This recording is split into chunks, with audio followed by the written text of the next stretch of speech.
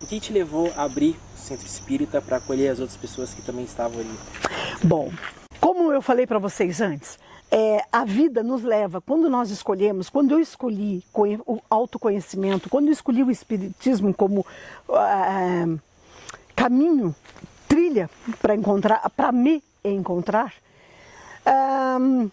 aconteceu o seguinte: nós frequentamos uma casa chamada Maria de Nazaré, lá em Araquari. Maravilhosa, abençoada, lindíssima, grandiosa. Aconselho que quem não conhece, conheça.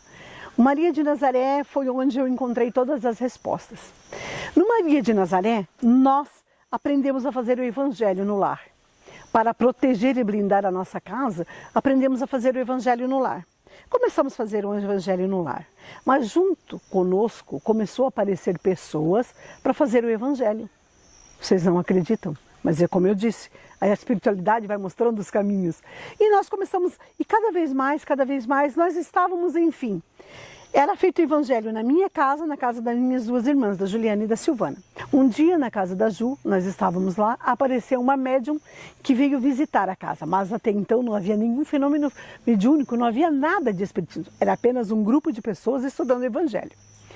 Nesse dia, esse grupo estava estudando lá, a médium disse assim: olha, tem um espírito aqui que se chama Irmã Suzete. Ela disse que este grupo vai formar uma casa e que alguém do grupo vai psicografar. Mas nós todos ficamos espantadíssimos com a revelação e tudo mais. Nós estávamos apenas nem gatinhando, nós apenas tinha um recém-nascido que tinha aberto os olhos. Nós já estávamos na parte de abrir os olhos. Não tínhamos ainda conhecimento de nada, zero, nenhum. Como a mais próxima da mediunidade, a mais próxima desse fenômeno era eu, as pessoas começaram a deixar caneta e papel durante o Evangelho do meu lado para que eu psicografasse. No entanto, umas 2 semanas depois desse episódio, nós estávamos no meio do Evangelho. Minha filha, Gabriela, na época que tinha 16 anos, 14 anos, desculpa, marido. 14 anos, minha filha tinha 14 anos, de repente ela começou, mãe, ela começou a chorar e de repente todo mundo parou, olhou para ela, a mão dela começou a tremer, ela segurou a mão para a mão não tremer, a mão dela, sozinha, pegou a caneta e a outra mão pegou o papel e ela tremendo porque ela não queria escrever e ela fez os primeiros rabiscos. Foi uma cena assustadora. Foi uma cena, para mim como mãe, eu me senti, e agora o que eu vou fazer? O que nós vamos fazer? O que nós vamos fazer? Daí eu falei para o meu esposo,